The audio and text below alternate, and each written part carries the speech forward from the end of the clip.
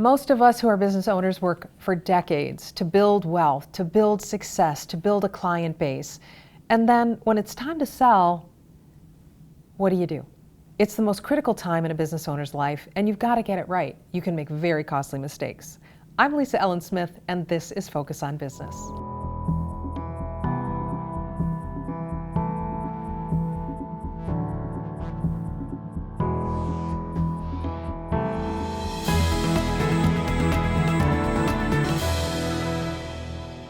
Hi, I'm Sarah Miller, Vice President of Marketing and Strategic Communications for the Small Business Association of Michigan.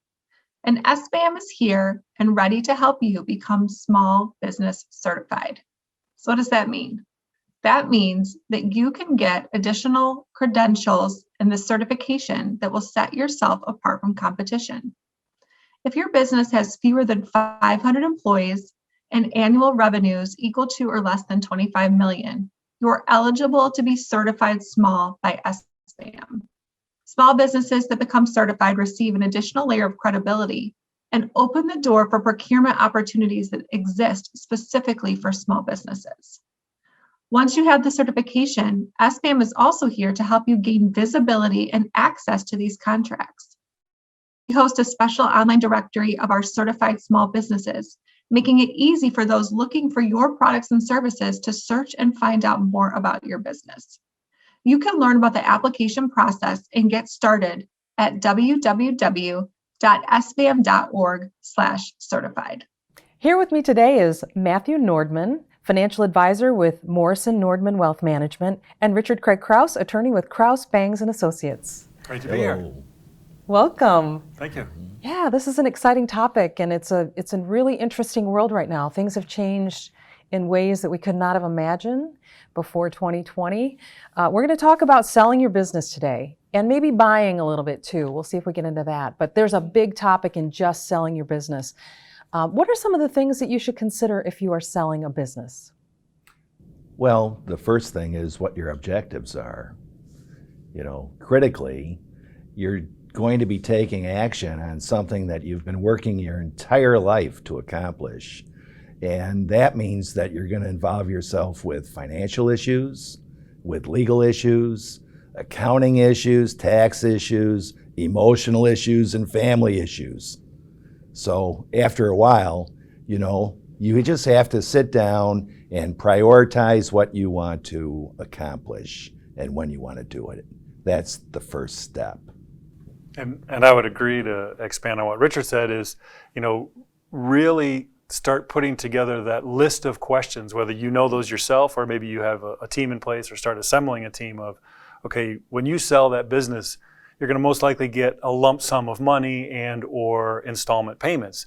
And so what are, as Richard said, what are your goals and objectives and concerns about the future? As we know that there's a lot of political, economic, and social uncertainty in the world, and it just depends on what level we're at, And so really, what are those concerns in the future, and does that affect your plan going forward? And, do you need this money to last the rest of your life? And if so, what's the plan for that? It's, do I have enough when I sell the business? And, as Richard attested to, it's okay, get the most and make smart decisions with your business and your money going forward. So that's interesting.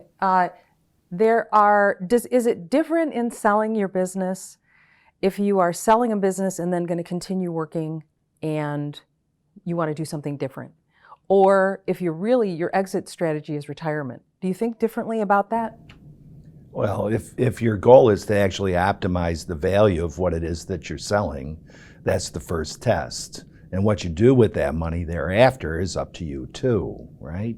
But if you're thinking about just simply selling to get a new career or to change your life, then you're going to be leaving money on the table. And the whole concept here is to structure your affairs, time things in the proper way.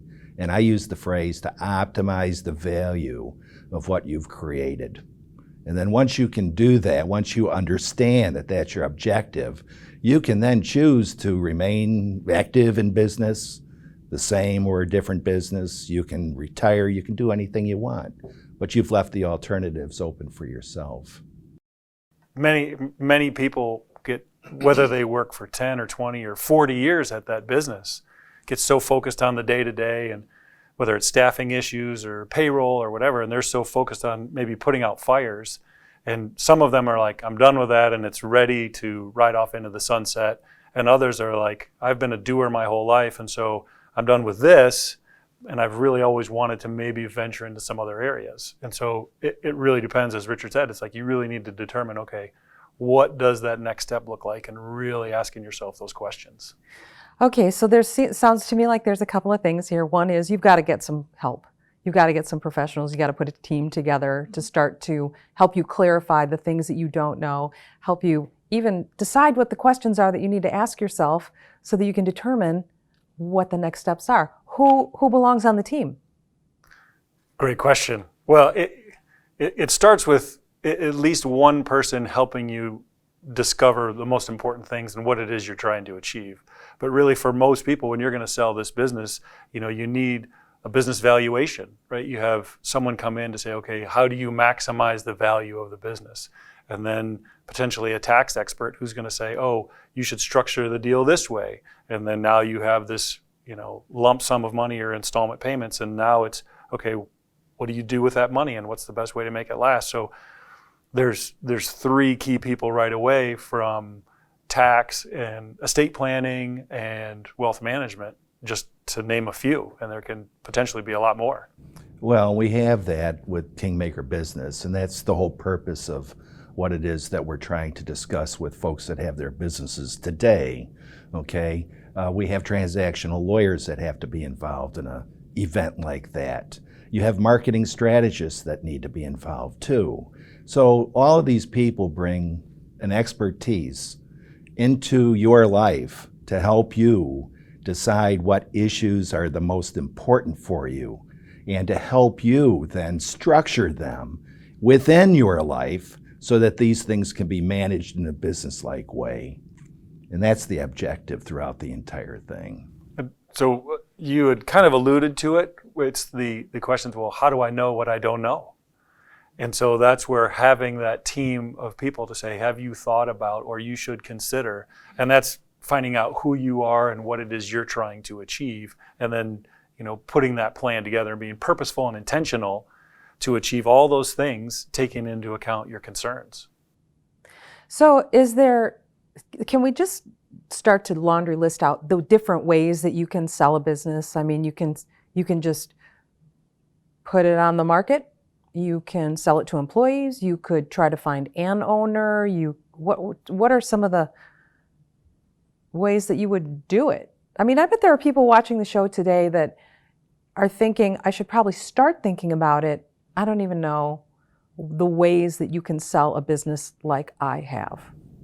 Business and professional practice. Yes. We have seemingly divided those two things from one another, but there's still the same issues that apply to anybody that's involved with those activities, right? And you mentioned a few of them right off the bat. Desirably, you'd like to see continuity in the business, and that usually means you're looking at a body of employees or a key employee who might want to step in as owner. And then you structure your need financially and the ability to pay for the business in a way so that both of those interests can be matched up and balanced out. Because as soon as you move away from a cash out front transaction where it's on the table at the closing, you end up with taking on a whole series of additional risks that are some known, but some are not known, that can occur over a longer period of time. And your goal, whenever you think about selling your business, is to make sure that that business sale goes all the way through and is consummated as you intended over that long period of time. You don't want to risk unnecessarily interruptions with payment streams, interruptions with business operations, because no matter what, if one of the two parties to both sides of that deal struggle, they both end up struggling in some regard. So that's a real key to a structure of a particular sale. You want to have, the question is it a strategic buyer Or, somebody internally? Is it somebody who's going to buy your business and just flip it? Or, as Richard said, you're going to most likely get the best continuity with somebody internally that's almost been groomed along the way to make it easier. Because again, if the business fails, a lot of times, unless you're talking, hundreds of millions of dollars, 500 million or $1 billion plus sale, you need the continuity of the business, because as the business owner, you're selling your business. You need to make sure that that payment stream is going to continue on. And if you enjoyed working with your clients or customers or whatever, you want to make sure that they're continually taken care of, because you've put the passion into your business for 10, 20, 30, 40 years. You don't just want to it's rare that you'll see somebody just walk away and not care anymore. Yeah, and I refer to that as honoring your book of business. These are the folks that you develop long relations with, and you want continuity also there, and you want them to grow too. So when you're looking for a buyer for your business, you're looking for somebody that has the capacity to carry on and grow in the same positive way. And so when you approach your issues and again, honor those particular commitments, you're going to end up with a sale that has some thrive and some life to it. You'll reduce the risk. So Richard, when you said that there are things that will happen along the way, that maybe some that you can see and some that you cannot see, are there some that are fairly common that pop up? Like, what are those problems in that kind of a longer term structured stream deal? Well, let's talk about money. And when we talk about money, we have to talk about tax, okay? When the structure of the deal is finalized, every party wants to know precisely what their net is out of that particular transaction. That means after tax, right? But as we know, particularly now, the tax rates are likely going to change. So there you have an issue where you think you have a level of confidence about what you can predict in the future relative to what your net would be, meaning after tax again. Yet, on the other hand, there's a significant portion of that same analysis which is still unknown, because as these tax rates change, and they're going to go up, that seems to be the universal expectation, right? When they go up, the net from the seller's point of view is going to go down. So those things have to be contemplated together at the same time when they're talking about sale price, the structure that's going to be used, the length of time, if there is going to be a length of time that's allowed a buyer to pay. And those things then have to be decided and structured in a way so that both parties can live up to what it is that they expect. Yeah, and also that the revenue stream out of the gross profits of the company will also change, limiting what? Good. Margin. Yeah, so It could limit the ability to pay too. Right, that's what I'm saying. Yeah, so if you don't have that continuation of revenue and increased revenue, and you're the one that's buying the business, well, you're like, well, I can't afford to buy the business anymore. And if you're the person who's receiving the money, if revenue drops off, and you're like, well, you still owe me my money, right? And so that's where, like Richard's saying, is you want it to be a win-win for everybody, and structuring the deal, just not, okay, it's X amount of dollars, but okay, taking into account the tax and future revenues and everything. And certainly the paperwork that goes along with this closing is going to address, if it's handled competently, right, and with some creativity and some experience, it will address contingencies, and it'll have opportunities to address those particular unknowns and the pressures and the results, the consequence from unknown events that happen in the future. Nonetheless, there are going to be some things that the parties just won't be able to handle on their own, and there has to be something in those transactional documents that operates in a way so that the deal still goes forward, so that it closes and it remains on track. We don't want a deal to fail. That's something that just simply you just don't want to happen. These deals take a long time to put together, and buyers are not clamoring at the door. I guess the best time to sell would have been about 7 years ago. So it's a little late Could for that. be. Yeah. I didn't mean to interrupt you there, but there's things in No, it's the good. dynamics in the environment right now that are actually operating in favor of sellers. No kidding. Yes, there's a lot of buyers. There's a lot of buyers. There's a lot of businesses that are perceived at this point to be at risk. We have some labor challenges. We have some liquidity challenges upcoming, particularly upcoming. And there's an opportunity for the right business to grow through acquisition. And that's happening in the markets right now, Tell me some business categories that are, particularly professional practices. so yeah. if you're an attorney, an accountant, Physician, Property and Dentists. casualty agencies, optometrist. yep, Mhm. financial Yeah. advisors. There's a lot of Yeah. it's cheap money with interest rates as low as they are, and as difficult as it's been for a lot of businesses, there are some that are still thriving, and valuations are at higher levels than they have been in a number of years. And so it gives people the opportunity, if they were thinking, again, with everything that's gone on in the last year and a half or so, a lot of people have rethought what it is that they want. What is their amazing life of significance? And what does that look like? And maybe it isn't working 60, 70, 80 hours a week. Maybe it's, you know what, I've noticed there was some downtime in there, or it helps people reevaluate and say, you know what, maybe I do want to spend more time with my kids or grandkids or travel or whatever it might be. yeah, the world has changed. And there are people who are more productive because they no longer have travel time. And honestly, it's getting a little crazy to go from meeting to meeting to meeting with a 2-minute break, right? You know, maybe you used to work 60 hours a week. You're still working 60 hours a week, but now you're doing 80 hours worth of work. You know, I know that's definitely something that's happening with the work at home. What's happening there? What are the trickiest kinds of businesses to sell? You know, over the years, we've talked about different kinds of businesses, and it seems like partnerships seem tricky in a lot of ways. If you've got multiple owners, now what are we talking about? It depends on the nature of the group. You know, the old phrase is a partnership is the hardest ship to keep afloat. And I've never heard that. oh, it's a genuine thing in many circumstances. yes. But I will also tell you that there are partnerships that you could perceive and you can observe in it. They're near perfect. There's a commonality amongst interest amongst all the partners. They're level-headed people, and they want to service each other's needs in an appropriate way.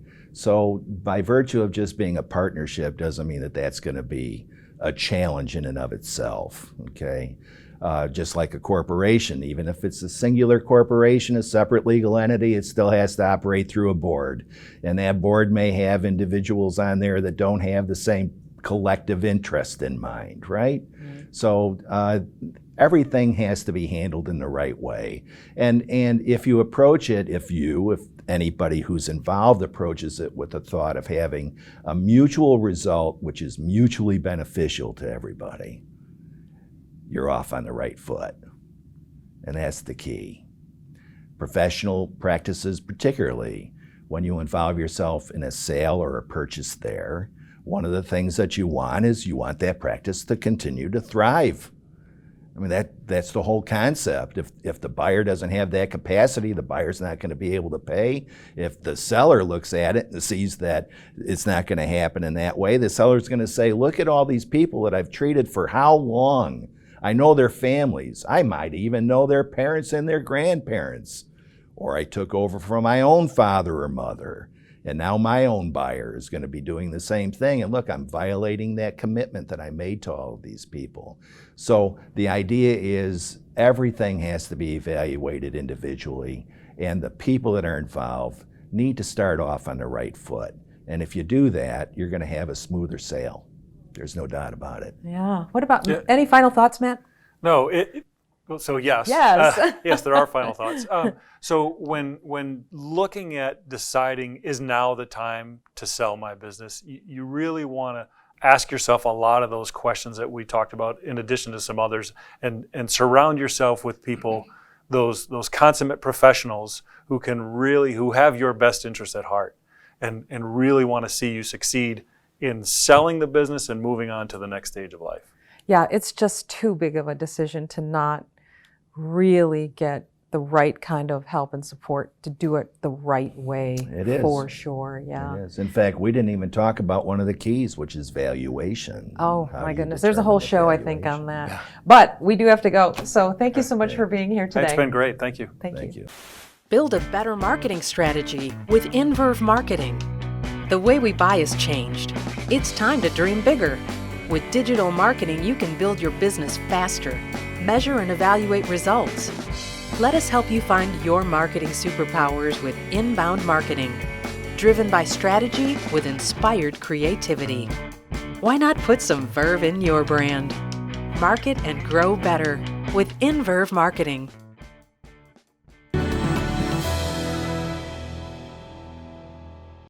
Hi, I'm Katie from Cedar River Insurance. I want to help you avoid two of the most common mistakes that I see when working with business owners. The first mistake is making an assumption about what your policy covers. It's easy to do, and policies are lengthy documents that take time to go through, but it's so important to not make an assumption about what even a word or a phrase means as it relates to your business. For example, there was a local grocery store in town that lost power. And due to that, all of the refrigerated and frozen products had to be thrown away. Now, because they had expansive coverage for their inventory, they assumed that those refrigerated products would be covered too, but they weren't. There was actually an exclusion within their policy for refrigerated and frozen products. This can happen to anybody, and so again, it's so important not to make assumptions, but to really be thorough about what the policy language means to you, because policies are not uniform from company to company. There are differences in exclusions and limitations depending on what carrier you're working with. The second big mistake that I see is the set it and forget it. And it's easy to do. You set your policy up when your business starts, you get busy, you're adding products, you're adding volume, you're adding employees, and over time you think you have bigger problems to worry about than your insurance policy. But every time that you make a business change, there will typically be an insurance response. So just make sure that as you are updating your business itself, you also are always updating your insurance policy. It may not create any cost change at all, but it is something that could create a lot of loss later if it's not adjusted or adapted in time. So those are two of the biggest mistakes that I see. They happen to everybody. Just put on your calendar to have a check-in with your agent every 6 months or so to make sure that you are updating the policy with those business changes. Or anytime you make a change to your operation, product, location, etc., you're updating your policy too. Focus on Insurance, brought to you by Cedar River Insurance.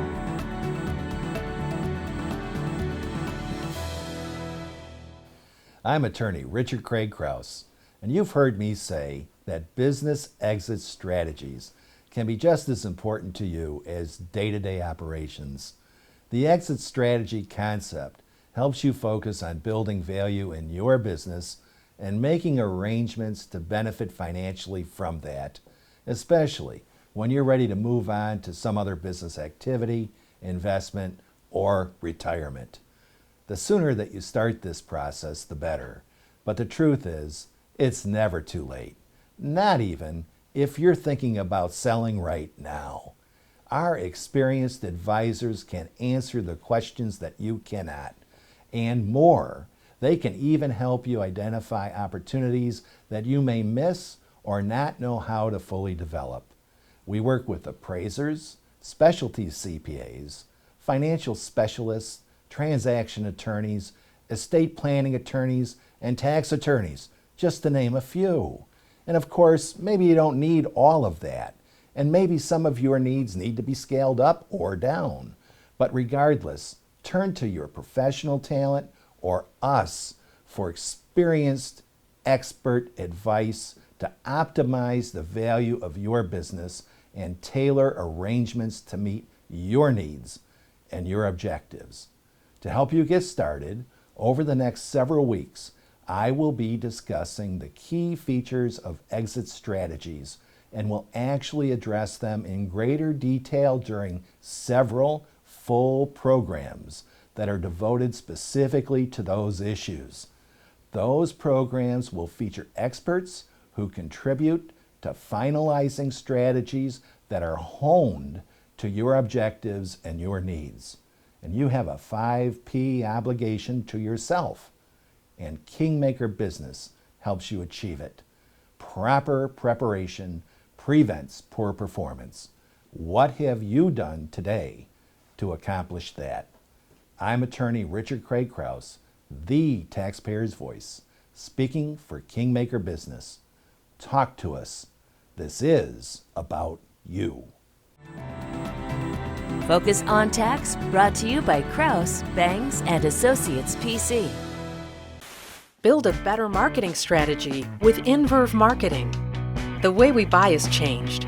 It's time to dream bigger. With digital marketing, you can build your business faster, measure and evaluate results. Let us help you find your marketing superpowers with inbound marketing, driven by strategy with inspired creativity. Why not put some verve in your brand? Market and grow better with Inverve Marketing.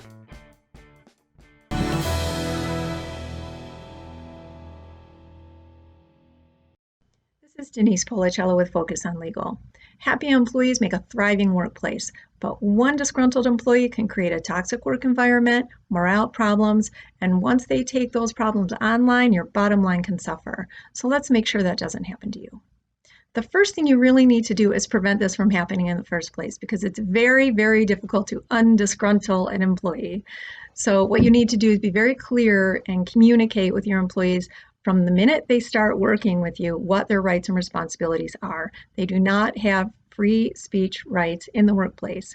And once they start disparaging you to the public, they really do need to be terminated. So it's very important to keep those lines of communication open from the beginning and make sure that they understand that they need to come to you with their issues and not to their coworkers and not to their Facebook group. And then the second thing you need to do is act quickly and decisively. This is not the kind of thing you can let languish. One disgruntled employee can quickly become 10, and then you have PR nightmare, and you want to get in front of this as soon as possible.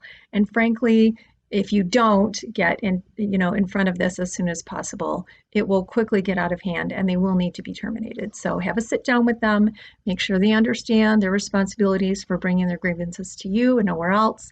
And you may need to terminate. And honestly, this is the point where I'm almost always counseling my clients to terminate. So we want to prevent that. And then the third thing is to, kill them with kindness, as we say. You do not want to engage with your employees on social media, whether they're current employees or former employees. This will backfire on you. It will be a PR disaster. So do the happy thing and flood your social media with positives, and remember to always consult a qualified business attorney before you're taking any adverse employment action. Focus on Law, brought to you by Pocella and Associates, PLLC. The executive producers of Focus on Business are looking for your stories. Stories from owners of established businesses that have come through amazing adversity, bucked the odds, found the next big thing. If you have a story, we want to hear from you. Go to our website and maybe we'll invite you onto the show.